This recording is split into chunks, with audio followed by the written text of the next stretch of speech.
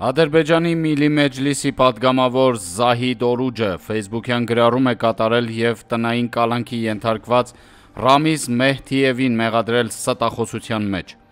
Որքանով հասկացվում է, նախագահի աշխատակազմի նախկին ղեկավարն ակնարկել է, որ 2003 թվականին Իլհամ Ալիևն իշխանության է եկել կեղծարարության ճանապարհով։ Այդ խնդիրը հաճախակի բարձրացնում են Եվրոպայում ադրբեջանական վտարանդիության ներկայացուցիչները։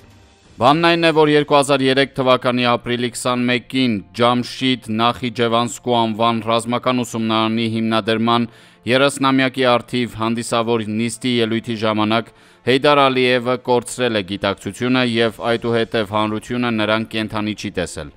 Նույն օրը նա տեղափոխվել է Թուրքիա, այնուհետև ԱՄՆ, որտեղ էլ ըստ պաշտոնական վարկածի մահացել է դեկտեմբերի 12-ին։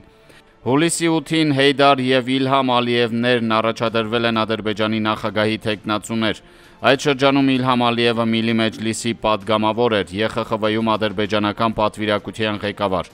Օգոստոսի 4-ին Ադրբեջանի պետական հեռուստատեսությամբ տարածվել է ժողովրդին ուղղված Հեյդար Ալիևի ուղերձը։ Նույն օրն Իլհամ Ալիևի պատգամավորական լիազորությունները դադարեցվել են և նա նշանակվել է Ադրբեջանի վարչապետ։ Ադրբեջանական ընդդիմությունը, քաղաքական վտարանդիները պնդում են, որ վարչապետի պաշտոնում Իլհամ Ալիևը նշանակվել է սահմանադրության կոպիտ խախտմամբ։ Ադրբեջանում վարչապետը նշանակվում է Միլի Մեջլիսի որոշմամբ, իսկ թեկնածուին ներկայացնում է նախագահը։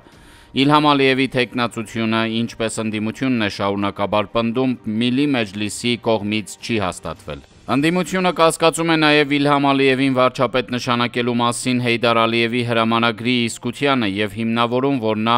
Գյուլհանե ռազմական հոսպիտալում մահացել է մայիսի 14-ին։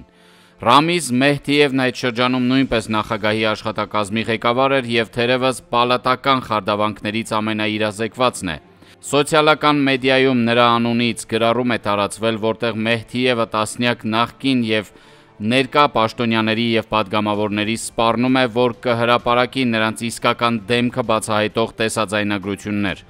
Արդյոք այդ ակնարկը չի հասցեագրված նաև Իլհամ Ալիևին, և ինչ կլինի, եթե բացահայտվի, որ նա իրոք իշխանության է եկել իրավական զեղծարարության ճանապարհով։